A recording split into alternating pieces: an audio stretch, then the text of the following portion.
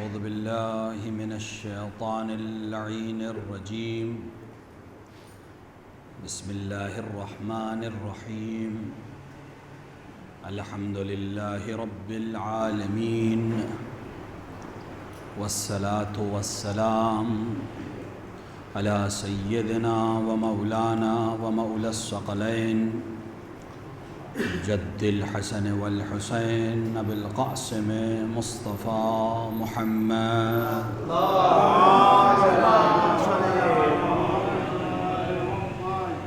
وعلى آله الطيبين الطاهرين المعصومين المنتخبين المظلومين، لا سيما ابن عمه غالب على كل غالب مولانا علي بن أبي طالب، وعلى صاحب الدعوات النبوة والصولة الحيدرية والإسمة الفاطمية والحلم الحسنية والشجاعة الحسينية والعبادة السجادية والمعاصر الباقرية والآثار الجعفرية والعلوم الكاظمية والحجج الرضوية والجود التقوية والنقاوة النقوية والحيبة العسكرية والغيبة الإلهية، صاحب العصر والزمان، إمام الإنس والجان، الحجة القائم المنتظر المهدي،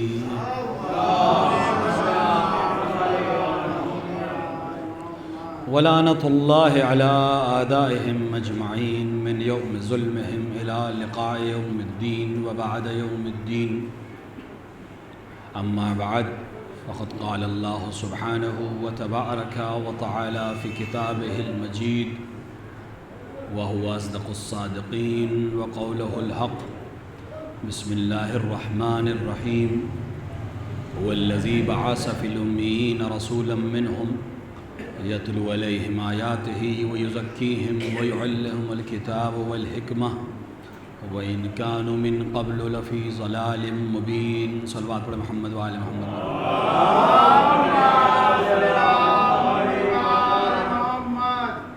قبل اس کے کہ سایہ مبارکہ کے ذیل میں آپ حضرات سے کچھ دیر گفتگو کروں، آپ حضرات ایک بار سورہ حمد اور 3 بار سورہ اخلاص کی تلاوت فرما کر مرحومہ اختر رضوی بنت مظفر حسین کی روح کو ایصال فرمائیں.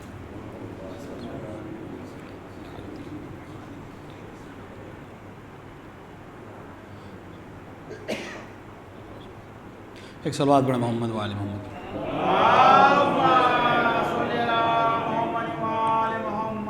ظاہر ہے کہ مجلس ایک مرحومہ کے 40ویں کے عنوان سے ہے اور ایصال ثواب کے لیے غرض سے ہے، لیکن چونکہ آج 29 ماہ شعبان سفر ہے اور چاند نہیں ہوا ہے، لہٰذا کل 30 ہے اور رسول اکرم کی شہادت کے بعد کا اگلا دن ہے، لہٰذا بہترین ایصال ثواب یہی ہو سکتا ہے کہ ذکر رسول کا کیا جائے، کہ جس کا ذکر خدا کو بھی پسند ہے اور بندوں کو بھی پسند ہے. رسول اکرم کا تعارف قرآن میں ہو رہا ہے، عہدے کا تعارف ہو رہا ہے، منصب کا تعارف ہو رہا ہے، ذمہ داریوں کا تعارف ہو رہا ہے، اور کمال کی بات یہ ہے کہ اس آیت میں ہدف خدا کا یہ ہے کہ وہ اپنی تعریف کرنا چاہتا ہے، اپنی پہچان کروا رہا ہے کہ کہ وہ خدا کی جس کی تسبیح کی جاتی ہے، یسبح للہ ما فی السماوات و ما فی الارض الملک القدوس العزیز الحکیم، وہ اللہ جس کی تسبیح اور تحلیل تمام زمین و آسمان اور اس کے درمیان کی ہر چیز کرتی ہے، جو سبوح بھی ہے، جو قدوس بھی ہے، جو عزیز بھی ہے، جو حکیم بھی ہے، وہ اللہ وہ ہے کہ جس نے امیین کے درمیان ایک نبی کو انہی کے درمیان سے مبعوث کیا. ہدف خدا کا اپنی تعریف کرنا ہے، لیکن وہ تعریف اور تعارف اپنے رسول کا کرا رہا ہے. مقصد اپنا تعارف کرانا ہے، اپنی پہچان کرانا ہے، خود کو پہچنوانا ہے، لیکن خود کو پہچنوانے کے بجائے وہ اپنے رسول کو پہچنوا رہا ہے. شاید وہ ہمیں یہ سبق دینا چاہ رہا ہے کہ بغیر میرے رسول کے تم مجھے نہیں سمجھ سکتے، مجھے نہیں پہچان سکتے. اگر کوئی تمہیں مجھ تک پہنچا سکتا ہے تو وہ یہی ذات ہے، یہی ذات ہے جو تمہیں مجھے تک پہنچا سکتی ہے. لہٰذا اس کا ہدف خود کا تعارف تھا، لیکن وہ تعریف اپنے رسول کی کر رہا تھا اور اپنے رسول کے منصب اور ذمہ داریوں کو بیان کر رہا تھا۔ تو اس قرآنی شیوے سے یہ بات سمجھ میں آ جاتی ہے کہ کبھی کبھی کسی بڑے کی تعریف کے لیے کسی چھوٹے کی تعریف اس لیے کی جاتی ہے کہ اس کے ضمن میں بڑے کی تعریف سمجھ میں آتی ہے۔ اللہ اپنی تعریف کرانا چاہ رہا تھا، لیکن اپنے مخلوق اور اعلیٰ ترین مخلوق کی تعریف کر کر اپنی تعریف کروا رہا ہے کہ وہ اللہ وہ ہے جس نے رسول کو امین کے درمیان مبعوث فرمایا۔ اور شاید یہی وجہ ہے کہ ہمارے علماء نے یہ شیوا بنا لیا کہ وہ رسول کی تعریف کے لائق خود کو نہیں سمجھ سکے، لہٰذا کبھی علی کی تعریف کرتے ہیں، کبھی حسن کی تعریف کرتے ہیں، کبھی حسین کی تعریف کرتے ہیں، کیونکہ اصل یہ تمام تعریفیں رسول کی ہی تعریف ہیں۔ ہمارا ہدف کبھی کبھی کسی اور کی تعریف کسی اور کی زینت بن سکتی ہے، اگر دونوں کا تعلق ایک ہی گروہ سے ہے، ایک ہی قبیلے سے، ایک ہی صنف سے ہے، تو اس کی تعریف اس دوسرے کی تعریف بن سکتی ہے، جیسا کہ قرآن میں ہم دیکھ رہے ہیں۔ اللہ اپنی پہچان کروانا چاہ رہا ہے لیکن اپنے حبیب کا تعارف کرا رہا ہے۔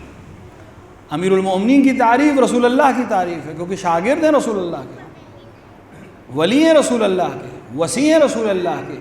وصی کی تعریف صاحب وصیت کی تعریف ہے، ولی کی تعریف صاحب ولایت کی تعریف ہے، جانشین کی تعریف اس صاحب منصب کی تعریف ہے، حسن کی تعریف نانا کی تعریف ہے، باپ کی تعریف ہے۔ لہٰذا ہم چونکہ الفاظ نہیں رکھتے اور سمجھ نہیں رکھتے رسول کی تعریف کے لائق، اللہ چونکہ اس کی تعریف کرنے والا ہے، اسی وجہ سے اللہ خود محمود ہے، اس نے اس کو محمد بنایا ہے، جبکہ ہونا برعکس چاہیے تھا، کیونکہ محمود اسے کہتے ہیں جس کی تعریف کی جائے اور محمد اسے کہتے ہیں جس کی بہت زیادہ تعریف کی جائے۔ تو ہونا تو یہ چاہیے تھا کہ اللہ کا لقب محمد ہوتا اور رسول محمود ہوتے، لیکن الٹا ہے، اللہ محمود ہے اور یہ محمد ہے۔ علماء اس کی وجہ یہ بیان فرماتے ہیں کہ چونکہ اللہ صاحب حمد ہے، اس کی جتنی بھی تعریف کی جائے کم ہوگی اور حق تعریف ادا نہیں ہو سکے گی، لہٰذا وہ محمود ہے کہ جس کی تعریف کی جا رہی ہے۔ اور یہ وہ ہیں کہ جن کی تعریف خود خدا کرتا ہے، اور جس کی تعریف خدا کر دے اس کی تعریف میں پھر کمی نہیں رہ جائے گی، لہٰذا یہ محمود کی تعریف کردہ محمد ہیں۔ ایک صلوات پڑھیں محمد وآل محمد۔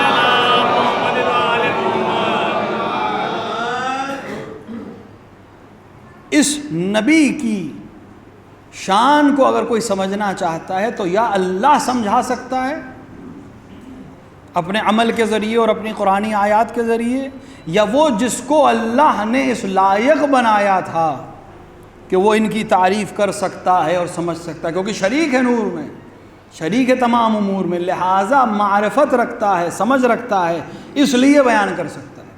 کوئی تیسری ذات حق تعریف و معرفت رسول ادا نہیں کر سکتے۔ ہم رسول اللہ کی تعریف عام انسان کیسے کریں گے جب معرفت ہی نہیں ہے؟ تو کیسے کریں گے؟ اسی لیے ہم رسول کی معرفت بھی انہی سے لیتے ہیں، کسی اور سے نہیں لیتے۔ کسی اور سے اس لیے نہیں لیتے کہ قرآن سے ہماری سمجھ میں یہ آ رہا ہے کہ ابھی یہ اس مقام پر نہیں پہنچے ہیں، رسول کے ساتھ ضرور ہیں لیکن اس مقام پر نہیں ہیں کہ رسول کو پہچانوا سکیں، کیونکہ ابھی خود رسول کو نہیں پہچان سکیں۔ ہم صرف رسول کے ان لوگوں سے تعارف لیتے ہیں اور رسول کی معرفت لیتے ہیں جو رسول کو سمجھ چکے ہوں اور رسول کہہ چکے ہوں کہ یہ مجھے سمجھ سکتے ہیں اور سمجھ رہے ہیں، کیونکہ قرآن کا طریقہ تو یہ بتا رہا ہے کہ یہ ابھی رسول کو خطاب کرنا نہیں جانتے۔ قرآن مختلف مقامات پہ کہہ رہا ہے کہ میرے حبیب کو اس طرح نہ پکارا کرو جیسے دوسروں کو پکارتے ہو، میرے حبیب کے سامنے بلند آواز میں گفتگو نہ کیا کرو، میرے حبیب کے سامنے ایسے نہ بیٹھا کرو۔ یہ تعارف کرنا، یہ تنبیہ کرنا بتا رہا ہے کہ وہ لوگ جو رسول کے اطراف میں تھے وہ ابھی رسول کو خطاب کرنا بھی نہیں جانتے تھے۔ جب آپ کسی کے بزم میں داخل ہوتے تو پہلا کام خطاب ہے، پہلا کام خطاب ہے، ایک دوسرے کو خطاب کریں گے۔ تو اگر مجھے خطاب کرنا ہی نہیں معلوم کہ سامنے والے کی شخصیت کیسی ہے، میں کیسے خطاب کروں، تو میں اس کا تعارف کیسے کراؤں گا، اس کی شناخت کیسے کراؤں گا، اس کی فضائل کیسے بیان کروں گا؟ ابھی یہ اس منزل پہ نہیں ہے جو رسول کے اطراف ہیں کہ رسول کو خطاب کر سکیں، تو یہ رسول کا تعارف کیسے کرائیں گے؟ رسول کا تعارف وہ کرائے گا جس نے رسول کو رسول بنایا اور اس نے عمل کر کے دکھایا، صرف حکم نہیں دیا بلکہ عمل کیا۔ دیکھیں شریعت میں جو جتنے بھی احکام ہیں اللہ نے بھیجے، رسول لانے والے ہیں، احکام تو اللہ کے ہیں، حکم تو اللہ کا ہے، ان میں سے کسی حکم پر اللہ خود عمل نہیں کر سکتا، یہ اس کے صاحب کمال ہونے کی حیثیت ہے۔ بچوں کا مجمع ظاہراً کم ہے لیکن آواز تو پہنچ رہی ہوگی۔ کبھی کبھی ایک چیز عقائد میں کہہ دی جاتی ہے کہ اللہ سب کچھ کر سکتا ہے، یہ جملہ صحیح نہیں ہے۔ کچھ چیزیں جو اللہ نہیں کر سکتا، کیوں اللہ نہیں کر سکتا؟ کیونکہ وہ صاحب کمال ہے، لہٰذا اس کے کمال کا تقاضا ہے کہ وہ نہ کرے۔ جیسے اللہ ظلم نہیں کر سکتا، اللہ ظلم نہیں کر سکتا، اللہ حق اور باطل کو الگ نہیں کر سکتا، یعنی حق کو حق نہ کہے اور باطل کو حق کہہ دے، اللہ نہیں کرے گا، کرے گا بھی نہیں وہ۔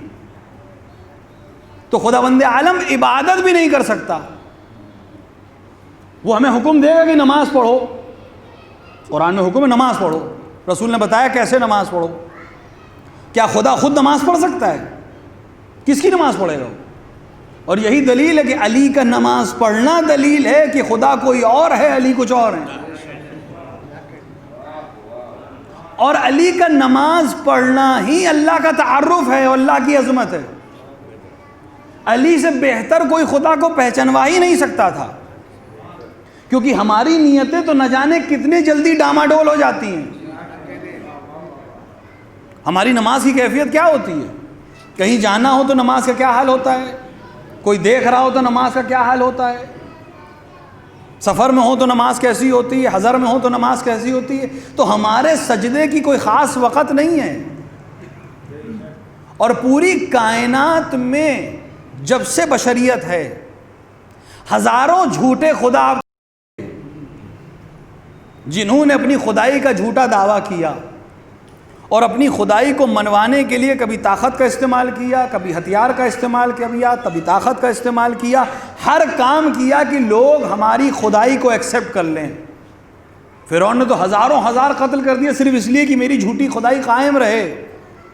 تو تاریخ میں خدا بنے بہت سے، اور بہت سے انہوں نے کو خدا مان لیا، کوئی طاقت سے ڈر گیا، کوئی مال سے ڈر گیا، کسی نے مال کا لالچ، کسی نے منصب کا لالچ، کسی نے اپنی خوف سے مان لیا۔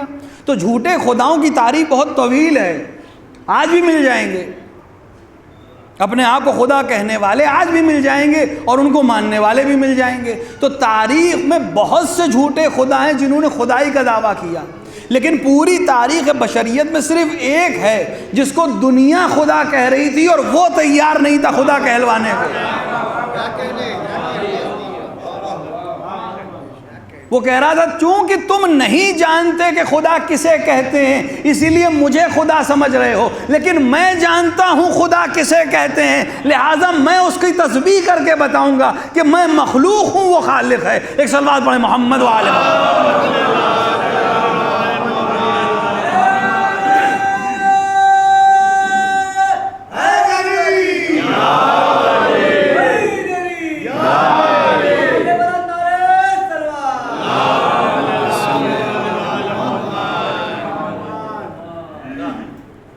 اب اس مقام پہ جس علی،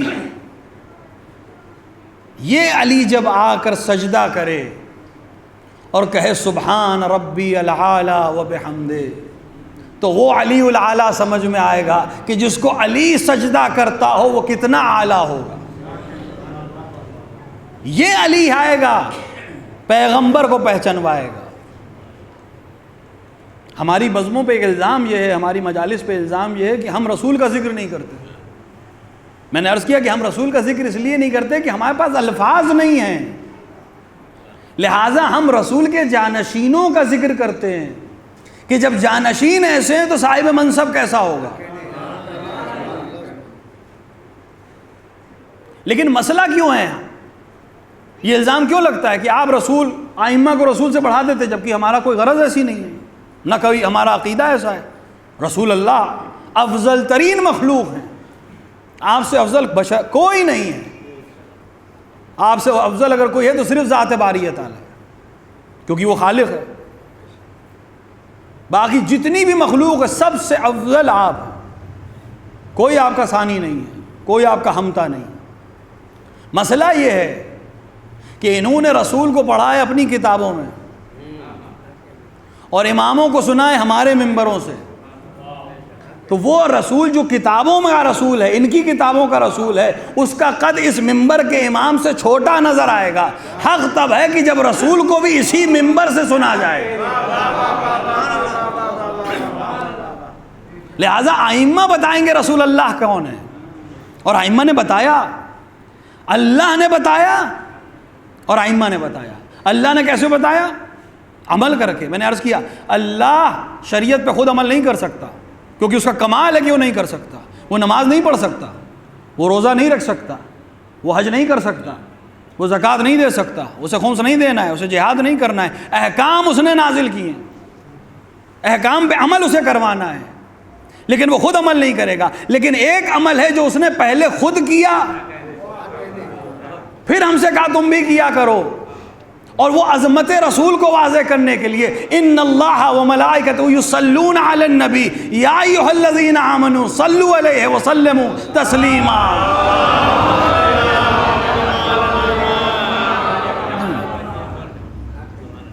یہ عمل اللہ نے خود کیا، پہلے کیا کہ اللہ اور اس کے فرشتے ہی عمل کرتے، تم بھی کیا کرو. اس عمل میں خدا نے شریک کیا بندوں کو کہ یہ میرے بندے کی تعظیم ہے. اس میں قرآن میں حکم دیا کہ جیسے ایک دوسرے کو پکارتے ہو نہ پکارا کرو. خدا نے عمل کیا اس پر. آپ قرآن پڑھیں، 4 مقام پہ رسول اللہ کا نام نامی آیا ہے، لیکن وہ مقام خطاب نہیں ہے، پکارا نہیں ہے وہاں پر. اگر نام رسول اللہ کا ہے وہاں پہ پکارا نہیں ہے، صرف تعارف کرا رہے ہیں، پہچنوا رہے ہیں، کوئی حکم دے رہے ہیں. جبکہ قرآن میں دیگر انبیاء کو خطاب کیا ہے اللہ نے. یا موسیٰ علی نبینا علیہ الصلوۃ والسلام، یا عیسیٰ، یا داؤد، یا نوح، خطاب کیا ہے. اور جن کو خطاب کیا ہے ان کے لیے فخر اور مباحات کی بات ہے. اگر اس بزم میں کوئی داخل ہو اور کوئی اس کو نام سے پکارے تو ایک بار وہ فخر سے ایک بار دیکھے گا کہ اس بزم میں میں ہی اس لائق ہوں کہ مجھے نام سے پکارا جا رہا ہے. تو اتنی مخلوق میں اگر کچھ نام قرآن میں خطاب کے عنوان سے ہے تو اللہ انہیں اس لائق سمجھتا ہے کہ ان کو نام سے خطاب کرے. تو یہ عظمت ہے. لیکن اس مقام پر بھی پورے قرآن میں کہیں بھی رسول اللہ کو نام سے خدا نے خطاب نہیں کیا ہے. جب بھی خطاب کیا ہے یا لقب سے خطاب کیا ہے یا عہدے سے خطاب کیا ہے. عظمت کو بیان کرنے کے لیے طٰہٰ کہا ہے، یاسین کہا ہے، مزمل کہا ہے، مدثر کہا ہے، ایھا الرسول کہا ہے، لیکن کبھی نام نہیں لیا ہے. میں تمہیں پسند، میں جب انبیاء کے مقابلے میں اپنے نبی کو اعلیٰ سمجھتا ہوں تو عام انسانوں کی کیسی جرت ہے کہ وہ اپنے آپ کو نبی جیسا سمجھ لیں. ایک صلوات پڑھیں محمد وعلیہ.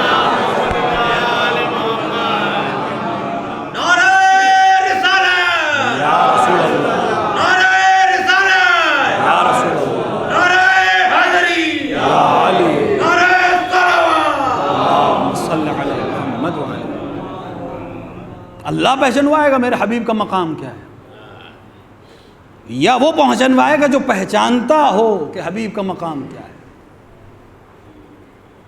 کسی بھی صنف میں تعریف کا حقدار وہ ہے، تعریف کرنے کا حقدار وہ ہے جو اس صنف کا ماہر ہو.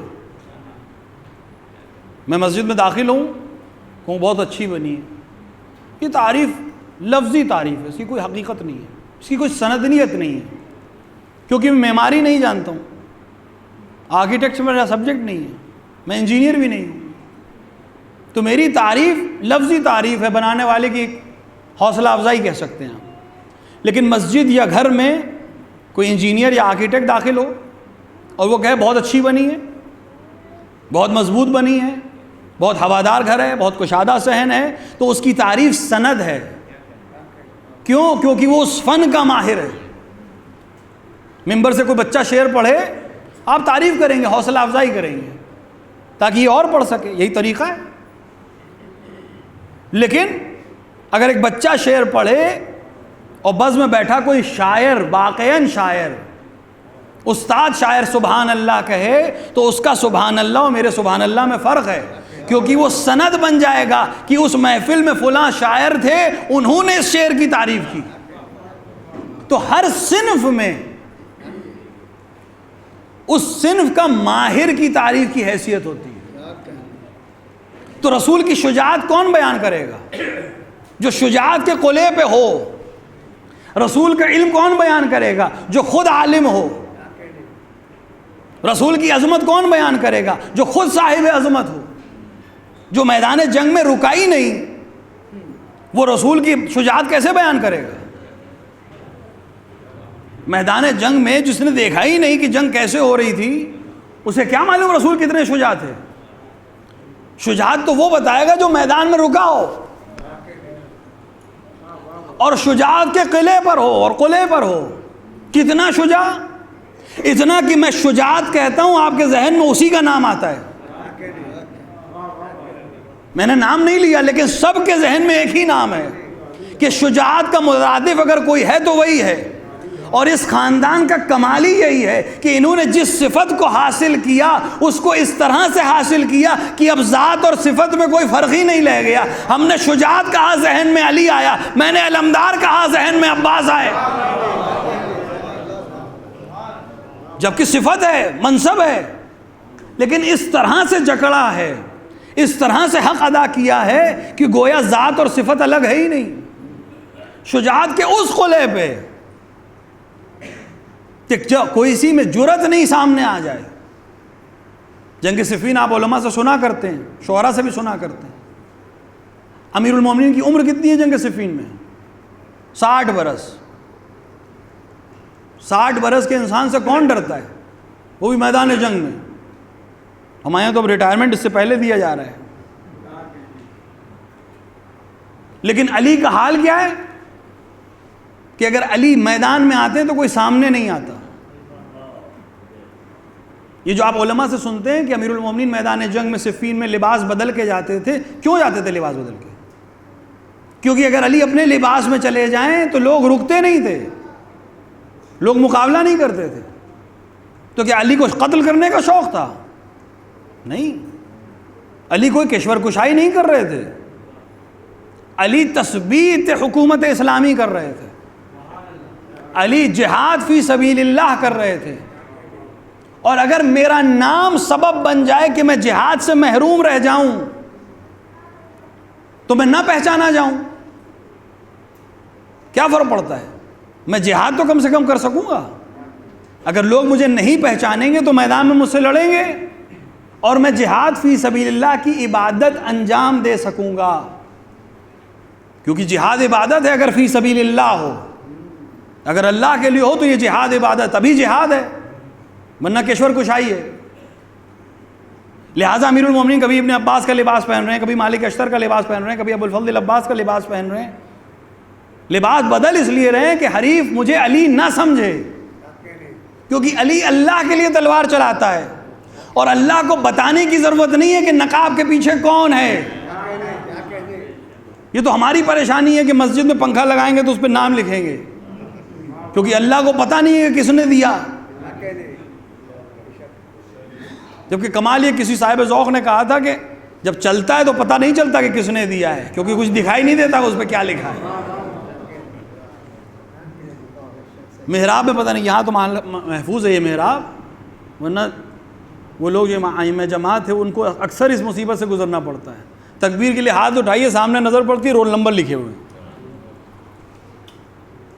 یعنی خدا کو اگر آپ رول نمبر نہیں بتائیں گے تو اسے پتہ نہیں ہے۔ جس خدا کو رول نمبر نہیں پتہ ہے وہ پاس کیسے کرے گا؟ توحید کی تثبیت علی کر رہے ہیں۔ اگر علی اللہ کے لیے لڑ رہے ہیں تو کتنی بھی نقاب ڈال لیں، اللہ کو تو معلوم ہے کہ تلوار کون چلا رہا ہے۔ اس کو چہرے سے مطلب نہیں ہے، اس کو نام سے مطلب نہیں ہے، اس کو تو نیت سے مطلب ہے۔ لہٰذا امیر المومنین لباس بدل کے آتے تھے، نقاب ڈال کے آتے تھے کہ جہاد کر سکے. ایک شامی پہلوان آیا, سنا کرتے ہیں آپ واقعات. امیر المومنین بڑھے, تلوار کی 2 ضرب لگی, اس کے بعد اس نے اپنا مخصوص امیر المومنین نے وار کیا, اس کو بیچ سے 2 ٹکڑے کر دیا. دور سے بیٹھا وہ مکار شامی اپنے وزیر کے ساتھ اس مقابلے کو دیکھ رہا تھا, ایک بار کروٹ بدل کے بیٹھ گیا. یہ کون ہے؟ اس نے اپنے وزیر سے پوچھا, یہ کون؟ ابھی تک تم ایک علی سے پریشان تھی, یہ دوسرا کون ہے؟ اس نے کون کیا مطلب ہے, علی ہے؟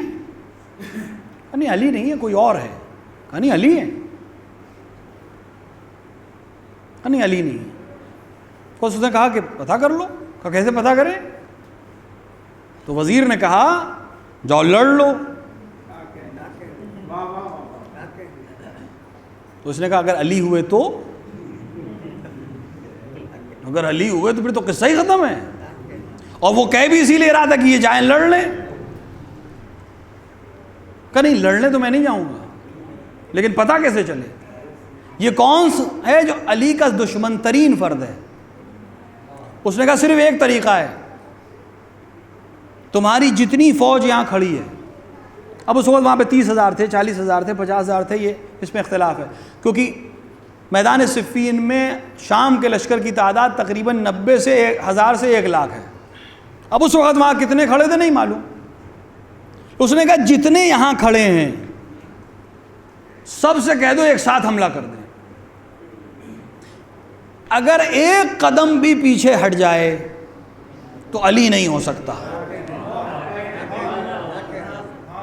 دشمن ترین فرد اعتراف کر رہا ہے کہ اگر ایک قدم بھی پیچھے ہٹ جائے تو علی نہیں ہو سکتا.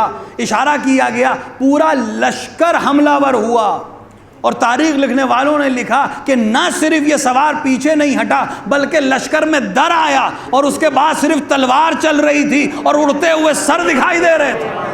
ایک صلوات پڑھیں محمد و آل محمد.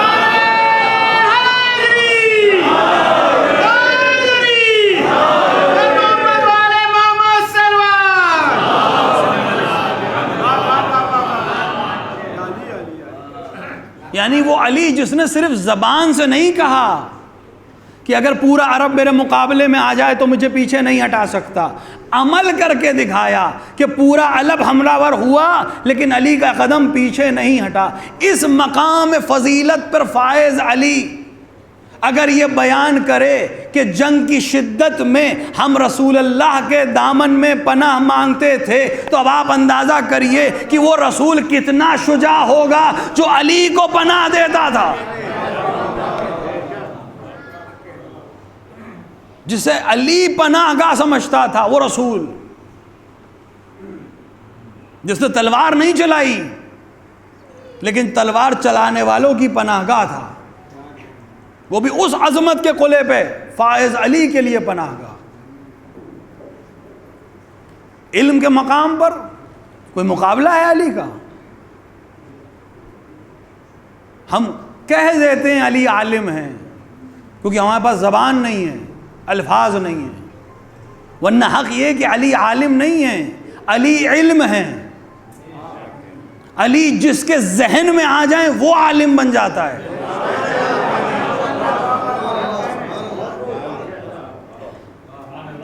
والد ماجد اس قصے کو نقل کیا کرتے تھے کہ نجف میں ایک عالم دین تھے, ایران سے آئے تھے, اپنی ابتدائی تعلیم پوری کر کے نجف آئے تھے. درس خارج اس زمانے میں نجف میں بلند پائے کا ہوتا تھا. وہ آئے, درس میں شرکت کرتے تھے. جو طریقہ ہے درس خارج کا کہ کوئی ایک مرجع یا کوئی ایک بڑا عالم درس دیتا ہے, ہزاروں طلبہ پڑھتے ہیں. وہ آئے, درس میں شرکت کرتے تھے, سمجھ میں کچھ نہیں آ رہا تھا.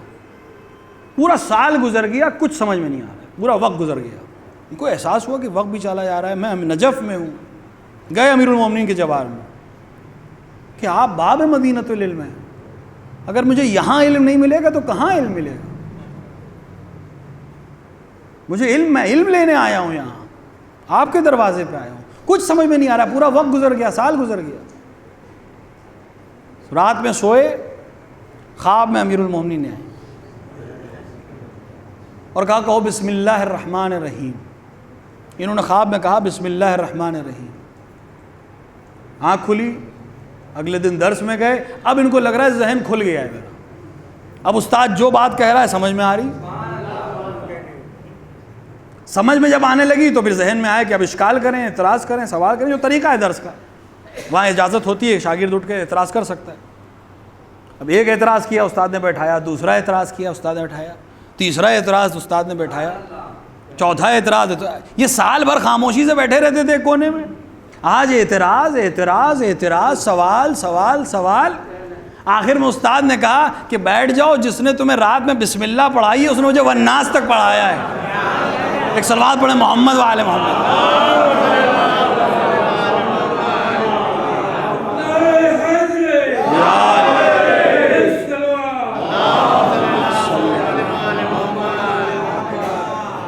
تو جسے خواب میں بسم اللہ پڑھا دیں وہ عالم بن جائے، خود علی کس مقام علم پہ ہوں گے؟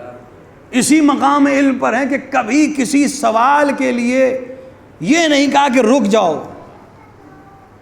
کل بتاؤں گا، دیکھ کے بتاؤں گا، سوچ کے بتاؤں گا، نماز کے بعد بتا دوں گا، میٹنگ میں جا رہا ہوں بعد میں بتا دوں گا۔ یہ لوگ جو اس طرح کے جواب دیتے ہیں ان کا اصل مقصد یہ ہوتا ہے کہ جواب نہیں دینا ہے، یا جواب آنا نہیں ہے یا جواب دینا نہیں ہے۔ علی کیوں کہہ رہے تھے سوال کرو؟ ایک تو علم، کیا علی اپنا علم بتانا چاہ رہے تھے؟ نہیں، یہ مقصد تھا ہی نہیں، کیونکہ وہاں کوئی ایسا تھا ہی نہیں جو علی کے علم کو سمجھ سکے، لیکن علی ایک تربیت کرنا چاہ رہے تھے۔ کاش میں پہنچا سکوں اپنی اس بات کو، علی ایک تربیت کر رہے تھے، کیونکہ علی ایک حاکم تھے، حکومت کر رہے تھے، صرف امام، عام امام نہیں تھے، امام اور حاکم ہیں، ایک حکومت کر رہے تھے عوام پر، اور عوام کی تربیت ایسی ہوئی ہے جب سے حکومت اور ریاست چلی ہے کہ عوام کو اجازت نہیں ہے اپنے حاکم سے سوال پوچھنے کی۔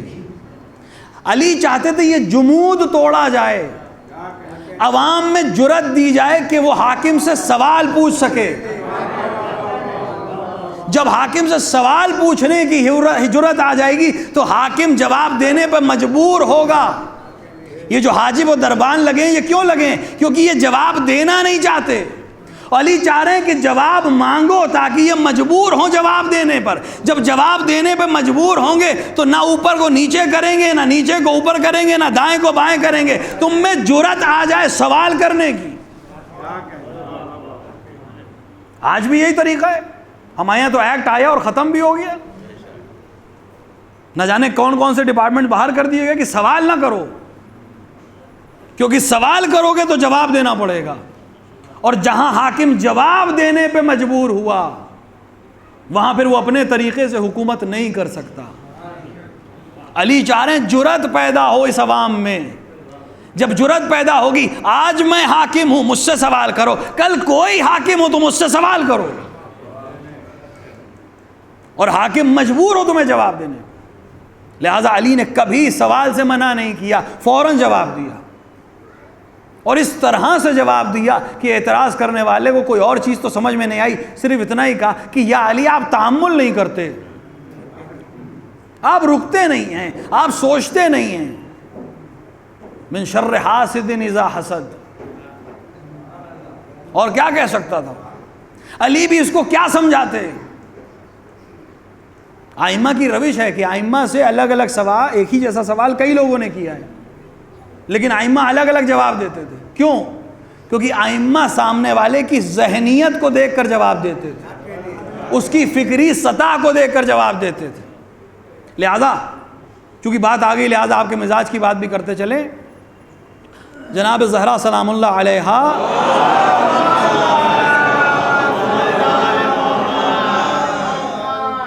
کے نام کے سلسلے میں بہت لوگوں سے روایت ہے کہ جناب زہرا کا نام زہرا کیوں ہے۔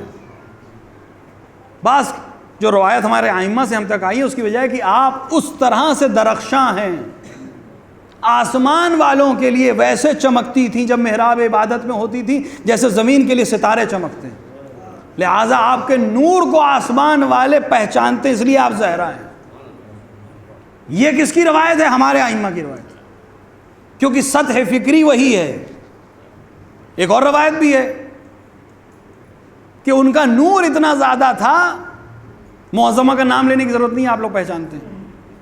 اتنا نور ان کا زیادہ تھا کہ اگر میں سوئی گر جاتی تھی تو ان کے نور میں دیکھ لیتی تھی. یہ عظمت کی روایت ہے، لیکن روایت ہے، یہ روایت بتا رہی ہے کہ رسول نے یہ بات ان سے اس لیے کہی تھی، اور زہرا مرضیہ کا نور ان کو اتنا ہی سمجھ کہ اس سے یہ سوئی ڈھونڈتی تھی. سطح فکری سمجھیے، ایک زہرا کو آسمان کے نور سے ملا رہا ہے، ایک زہرا کو زمین پہ گرنے والی سوئی سے ملا رہا ہے. دونوں سے روایت ہے، لیکن دونوں روایتیں ذہنی سطح کو بتا رہی ہیں، کس کی فکر کس جگہ پر ہے. لہذا ہم جب امیر المومنین کے علم کی بات کریں تو علی کو علی سمجھ کے علم سمجھیں. لہذا اس نے اعتراض کیا. اب امیر المومنین اسی کے حساب سے جواب دے رہے ہیں. امیر المومنین پوچھو تمہارے ہاتھ میں کتنی انگلی ہیں؟ اس میں 5. امیر المومنین نے کہا تم نے سوچا نہیں، تأمل نہیں کیا، غور نہیں کیا، فکر نہیں کیا، دیکھ لیتے کم سے کم. کہ علی دیکھنے کی کیا ضرورت ہے، سوچنے کی کیا ضرورت ہے، بتانے کی کیا ضرورت ہے، تأمل کی کیا ضرورت ہے؟ ہر دن دیکھتا ہوں سب کے ہاتھوں میں اتنی ہوتی ہے، میرے بھی 5 ہیں، مجھے سوچنے کی ضرورت ہی نہیں تھی اس میں. کہ بس اتنا ہی سمجھ لو، جس طرح یہ انگلیوں کا علم تمہارے پاس ہے، تمہیں دیکھنے کی ضرورت نہیں، سوچنے کی ضرورت نہیں، تأمل کی ضرورت نہیں. اس کون و مقام میں جو کچھ ہے علی کے لیے اس کے ہاتھوں کی انگلیوں کی طرح ہے. جسے چاہتا ہے جان لیتا ہے، جسے چاہتا ہے بتا دیتا ہے. ایک صلوات پڑھے محمد والے.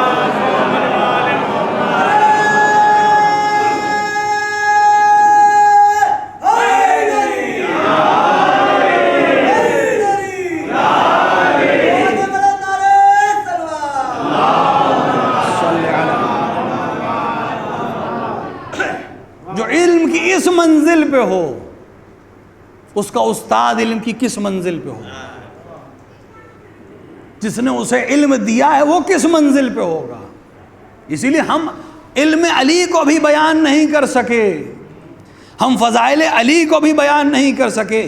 جب علی کے فضائل بیان ہوں گے اور تمام ہوں گے تب ہم اس لائق ہوں گے کہ رسول کی فضیلت کو بیان کر سکیں اور سمجھ سکیں. دنیا تو ابھی شاگرد رسول کو تحمل نہیں کر پا رہی، خود رسول کو کیا سمجھے گی؟ ابھی فضائل علی بیان ہی نہیں ہوئے تو لوگوں کو ہضم نہیں ہو رہے ہیں. اور میں نے جو عرض کیا کہ بیان نہیں ہوئے، یہ رسول نے کہا ہے، میں نے نہیں کہا ہے. تو جوش خطابت کا جملہ نہیں ہے. امیر المومنین شہر میں داخل ہو رہے ہیں، ایک جنگ سے لوٹ کے آئے، رسول اکرم کو خبر ہوئی، آپ نے فرمایا آؤ اپنے امیر کا استقبال کرو. سب کو لے کے شہر کے باہر تک آئے. امیر المومنین نے رسول اکرم کو آتے دیکھا، گھوڑے سے اتر آئے. رسول اکرم نے گلے لگایا، ماتھے کا بوسہ دیا، اور اس کے بعد ایک جملہ کہا کہ یا علی، اگر مجھے خوف نہ ہوتا کہ یہ قوم اسی طرح گمراہ ہو جائے گی جس طرح نصارہ عیسیٰ ابن مریم کے سلسلے میں گمراہ ہوئے، تو میں تمہارے وہ فضائل بیان کرتا کہ لوگ تمہارے قدموں کی خاک کو تبرک سمجھ کے اپنے گھر لے جاتے. اس سے 2 چیزیں ثابت ہو گئی اس قول رسول سے. ایک تو ابھی تک ہم جس کو فضائل علی سمجھ رہے تھے وہ فضائل علی ہے ہی نہیں، کیونکہ رسول نے بیان ہی نہیں کیے. اور دوسری چیز یہ ہے کہ علی کے قدموں کی خاک رسول کی نظر میں تبرک ہے. جو علی سے منسوب ہو جائے وہ بابرکت ہو جاتا ہے. اس کو آنکھوں سے لگاؤ، اس کو سر پہ بٹھاؤ. ایک صلوات پڑھے محمد والے.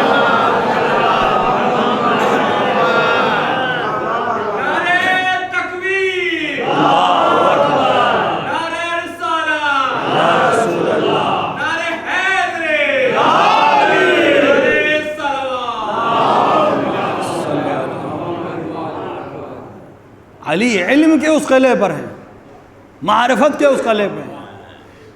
علی بتائیں گے تعظیم رسول کیا ہے. علی مقام نبوت کو پہچنوائیں گے. یہ جتنے بھی اقوال ہیں امیر المومنین کے، جن کو ہم اور آپ پڑھا کرتے ہیں، دیکھا کرتے ہیں، نہج البلاغہ میں ہو، دیگر کتابوں میں ہو، آپ جائیں تحقیق کریں اس کے سلسلے میں. یہ جتنے بھی قول ہیں امیر المومنین کے، جتنے بھی خطبے ہیں امیر المومنین کے، جتنے بھی خط ہیں امیر المومنین کے، یہ سب بعد شہادت رسول ہیں۔ کیا علی زندگی رسول میں بولنا نہیں جانتے تھے؟ کیا علی لکھنا نہیں جانتے تھے؟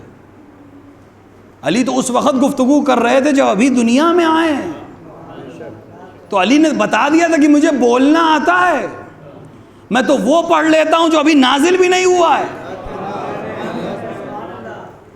لیکن پوری زندگی علی خاموش ہیں۔ یہ خاموشی کیوں ہے؟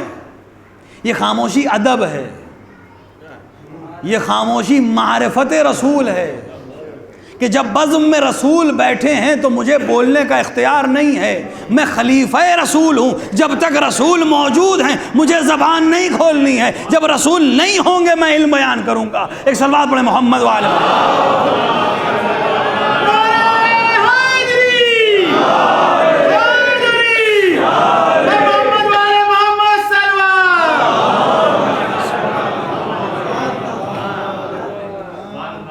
اور یہ ادب ہمیں بھی سیکھنا چاہیے کہ جب بزم میں کوئی بڑا عالم بیٹھا ہے،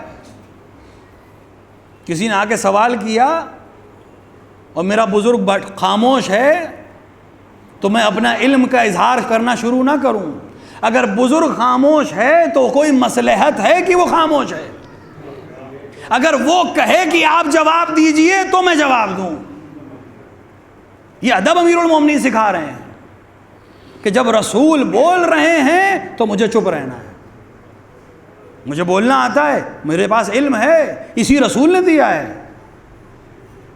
علم کا تقاضا یہ ہے کہ میں خاموش رہوں، معرفت کا تقاضا یہ ہے کہ میں خاموش رہوں، اور یہی وہ چیز تھی جو علی نے منتقل کی۔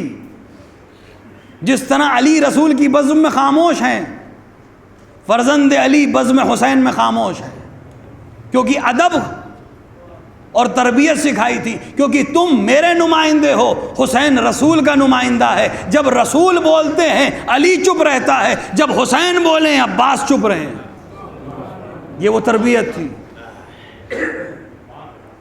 امیر المومنین معرفت کرائیں گے اللہ کی بھی اور رسول کی بھی۔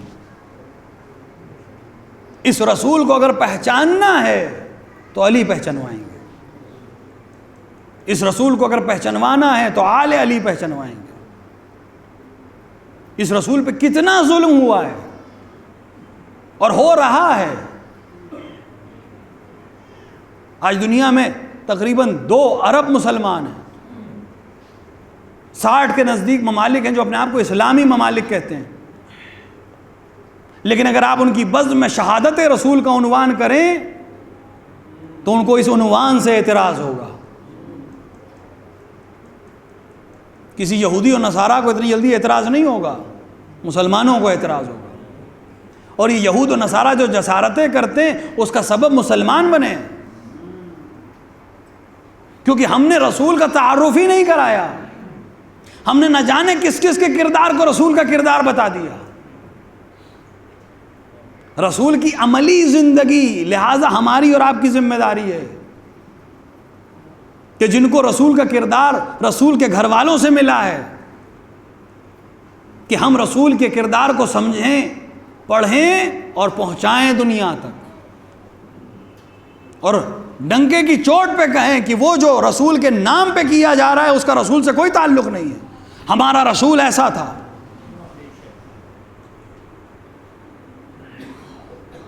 یہ جو کتابیں رسول کے خلاف لکھی گئی، یہ کارٹون رسول کے خلاف بن رہے ہیں، کیوں بن رہے ہیں؟ کیونکہ وہ رسول ان کے سامنے ہے ہی نہیں جو واقعی رسول تھا۔ آپ اگر ان کتابوں کے رسول کو تراشیں گے تو ایک عجیب شکل سامنے آئے گی۔ وہ رسول جو رحمت کا رسول تھا اسے دہشت گردوں کا رسول سمجھا جائے، وہ رسول جو محبت کا رسول تھا اسے نفرت کا پیغمبر سمجھا جائے۔ کیوں؟ کیونکہ ان لوگوں کو نمائندہ رسول بتایا جا رہا ہے جو دہشت گرد ہیں۔ رسول کی عملی سیرت جاننے اور پہچاننے اور بتانے کی ضرورت ہے۔ 20 سال رسول کو جس شہر نے اذیت کی، 20 سال رسول اس شہر میں کس طرح سے داخل ہو رہے ہیں؟ آج کیا طریقہ ہے؟ آج اتنے ماڈرن زمانے میں بھی طریقہ یہ ہے کہ جب فوج کسی شہر کو جیتنے کے بعد داخل ہوتی ہے تو قتل عام کرتی ہے، اور اس طرح سے داخل ہوتی ہے کہ اگر کسی میں تھوڑا سا بھی جرأت باقی ہو تو اس کو ختم کر دیا جائے۔ اور رسول کس طرح سے داخل ہو رہے ہیں؟ اس شہر میں جس کا ایک ایک گھر قاتل کا گھر ہے۔ 20 سال اس شہر نے اذیت کی ہے، 13 برس مکی کی زندگی میں، 7 برس مدنی زندگی میں، پتھر برسائے ہیں، غلاظت ڈالی ہے، راستے میں کانٹے بچھائے ہیں، حمزہ کو قتل کیا ہے، عبادہ کو قتل کیا ہے، میرے اصحاب کو قتل کیا ہے، مجھے قتل کرنے کی مسلسل سازش کی ہے۔ آج اس شہر میں رسول داخل ہو رہے ہیں اور کسی اپنے نے کہہ دیا الیوم یوم الملحمہ، تو رحمت کے رسول کو برداشت نہیں ہوا۔ اس نے صرف نعرہ لگایا تھا، عمل نہیں کیا تھا کوئی، لیکن رسول کو وہ نعرہ بھی برداشت نہیں ہوا، اور رسول نے فرمایا علی علم کو آرام سے داخل کرو۔ یہ فوجی ٹیکنیک کے خلاف ہے عمل۔ فوج جب داخل ہوتی ہے دردراتی ہوئی داخل ہوتی ہے، دندناتی ہوئی داخل ہوتی ہے، ہیبت کے ساتھ داخل ہوتی ہے، لیکن رسول کہہ رہے ہیں آرام سے داخل ہو، کیونکہ میں فاتح نہیں ہوں، میں رحمت کا نمائندہ ہوں۔ لہذا امیر المومنین نے آگے بڑھ کر علم لیا، بیٹے کے ہاتھ میں دے دیا اور جملے کو بدل دیا الیوم یوم المرحمہ، آج رحمت کا دن ہے، کیونکہ رحمت کا نمائندہ وارد ہو رہا ہے۔ اور رسول نے کسی کو مجبور نہیں کیا تھا کہ وہ اسلام لائیں۔ فتح مکہ میں یہ شرط نہیں تھی کہ مسلمان ہو گئے تو چھوڑے جاؤ گے، صرف یہ شرط تھی کہ ہتھیار رکھ دو، اور یہ شرط ایک قانونی شرط ہے، ایک عقلی شرط ہے کہ اگر کوئی ہتھیار سامنے لیے تو آپ اس سے کیسے صلح کی بات کریں گے؟ جو ہتھیار رکھ دے وہ امان میں ہے، مسلمان ہو نہ ہو اس سے مطلب نہیں ہے۔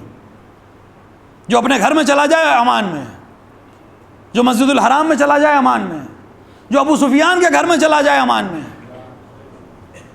رسول کا یہ عمل بہت سے لوگوں کو نہ جانے کیا کیا سمجھاتا ہے کہ ظاہری طور پہ تو دونوں برابر ہو گئے، کہ جو مسجد الحرام میں چلا جائے وہ بھی امان میں، جو ابو سفیان کے گھر میں چلا جائے وہ بھی امان میں، تو کیا دونوں برابر ہو گئے؟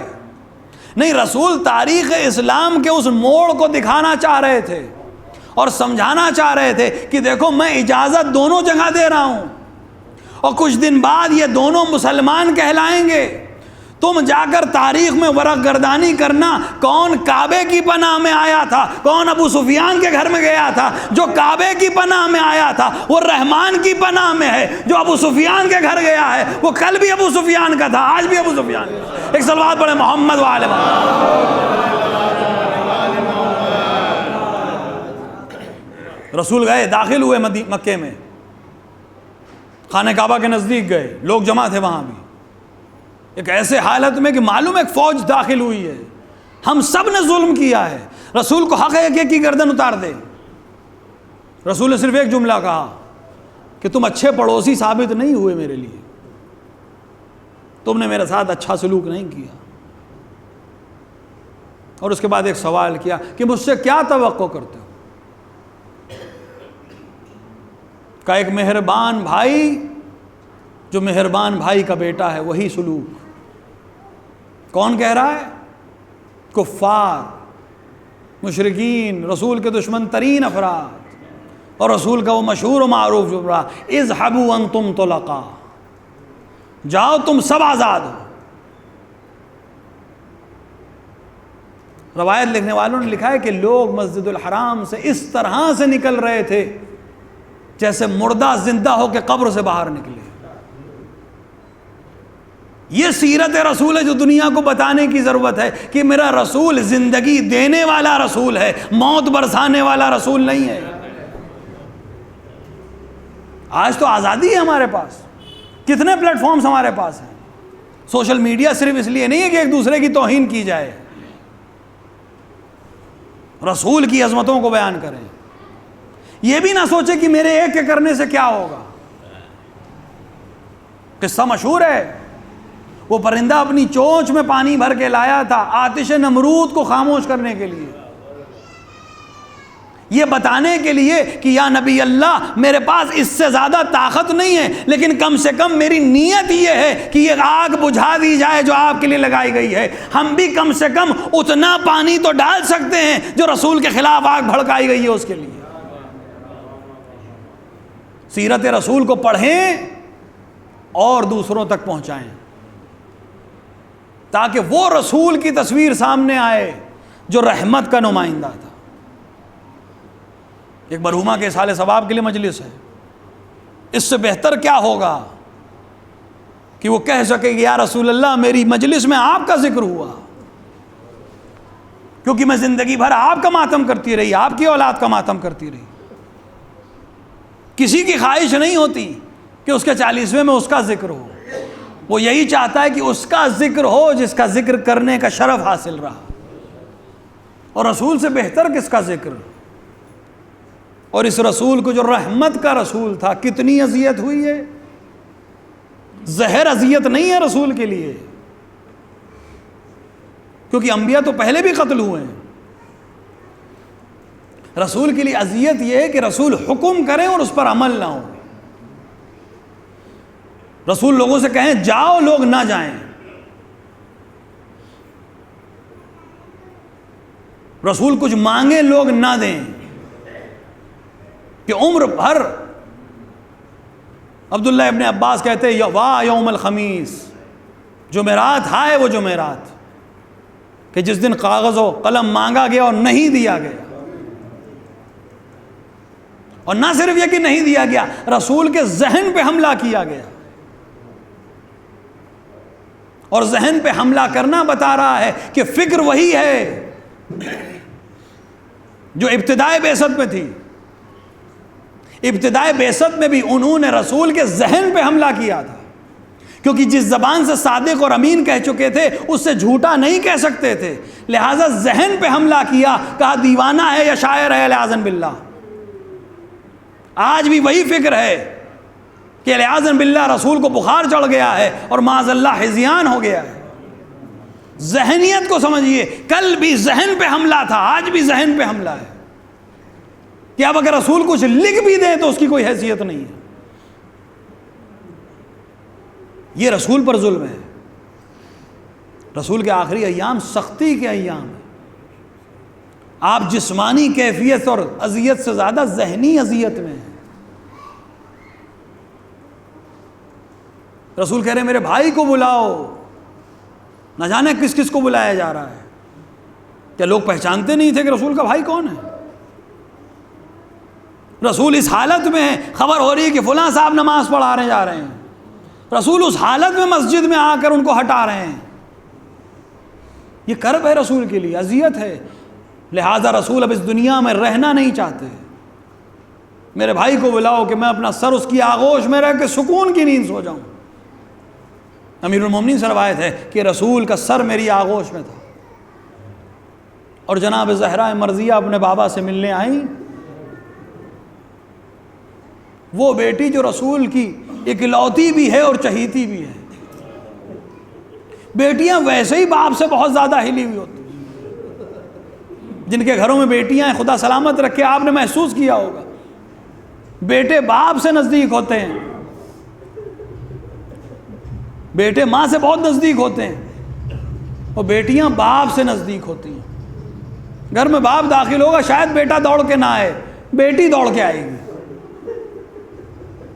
وہ بھی رحمت للعالمین کی بیٹی، کتنی شفقت رسول نے کی ہوگی۔ وہ اپنے بابا کو اس عالم میں دیکھ رہی ہے، جناب زہرا کا گریہ نہیں رک رہا۔ رسول اللہ نے اپنے نزدیک بلایا، کان میں کچھ کہا، گریہ بڑھ گیا، پھر دوبارہ کچھ کہا، ایک بار چہرے پہ مسکراہٹ آئی، بعد میں لوگوں نے پوچھا اے بی بی آپ سے کیا کہا تھا رسول اللہ نے جو آپ نے گریہ کیا اور پھر آپ کے چہرے پہ مسکراہٹ آئی؟ کہا بابا نے مجھے خبر دی کہ میں جلد اس دنیا سے چلا جاؤں گا، میں اور گریہ کرنے لگی، پھر بابا نے مجھے خبر دی کہ میرے گھر والوں میں سب سے پہلے تم مجھ سے ملاقات کرو گی۔ اے رسول اللہ آپ نے کہہ تو دیا تھا، لیکن امت نے کچھ مہینے بھی زہرا کو برداشت نہیں کیا۔ اجرکم اللہ۔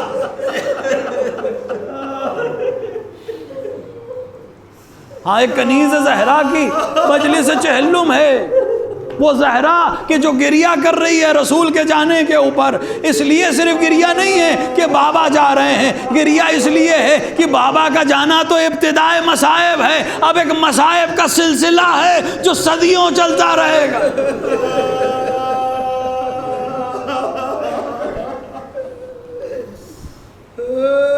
صرف بابا کا چلا جانا مصیبت نہیں ہے، اب تو مصیبت کی ابتدا ہوگی کہ جس دروازے پہ آپ آ کر سلام کرتے تھے ابھی 3 دن نہیں گزریں گے کہ لوگ آ کر لکڑی لے کر آ جائیں گے، اور اگر کوئی کہے گا کہ اس گھر میں حسنین ہیں تو کوئی جواب دے گے کہ ہوا کرے ہم اس گھر میں مکین سمیت آگ لگا دیں۔ ہاں زہرا مرضیہ اس منظر کو دیکھ رہی ہیں کہ بابا آپ کے جانے کے بعد آگ لگائی جائے گی، یہ آگ صرف میرے دروازے تک محدود نہیں رہے گی، علی کے گلے میں رسی باندھی جائے گی، میرے پہلو کو شکستہ کیا جائے گا، میرے محسن کو قتل کیا جائے گا، لیکن یہیں پر اکتفا نہیں ہوگی، یہ آگ حسین کے خیموں تک پہنچے گی، یہ رسی زین العابدین کے گردن تک پہنچے گی، یہ پہلو جو میرا شکستہ ہوا ہے کل سکینہ بھی ایسے ہی تڑپے گی کہ مجھے دادی یاد آتی ہے۔ ہاں اس امت نے بیٹیوں کے ساتھ اچھا برتاؤ نہیں کیا ہے، کبھی رسول کی بیٹی کو اذیت، کبھی حسین کی بیٹی کو اذیت۔ اجرکم اللہ۔ ہاں زہرا دیکھ رہی ہیں، اس منظر کو دیکھ رہی ہیں۔ ہاں ایک بار جناب زہرا پہ دروازہ گرایا گیا، آپ نے آواز دی اے فضہ میری مدد کرنے کو آؤ کہ انہوں نے اسے قتل کر دیا جو میرے بطن میں ہے، شہزادی بے ہوشی کے عالم میں ہے۔ ایک بار فاقہ ہوا، پوچھا میرے ابن عم کہاں ہے؟ کباب ہے بی بی، ان کو تو گرفتار کر کے لے گئے۔ ایک بار زہرا باہر آئی، ایک جملہ کہا میں اپنے بالوں کو پریشان کر دوں گی، میرے ابن عم کو چھوڑ دو۔ تاریخ کہتی ہے مزار پیغمبر تھرتھرانے لگا، مسجد مدینہ میں آوازیں گونجنے لگی، لوگوں نے علی کو چھوڑ دیا۔ اے بی بی آپ پر ظلم ہوا لیکن علی کو واپس تو لے آئی۔ ہائے زینب، حسین جا رہے ہیں، زینب خدا حافظ، سکینہ خدا حافظ۔ زینب اس منظر کو دیکھ رہی ہے، اے پسر ساتھ تو دیکھ رہا ہے میرا ماں جایا قتل ہو رہا ہے، زینب حسین کو بچا نہ سکی۔ آپ حضرات ایک بار سورہ حمد اور 3 بار سورہ اخلاص کی تلاوت فرما کر جملہ مومنین و مومنات بالخصوص مرحومہ اختر رضوی بنت مظفر حسین کی روح کو ایصال فرما دیں۔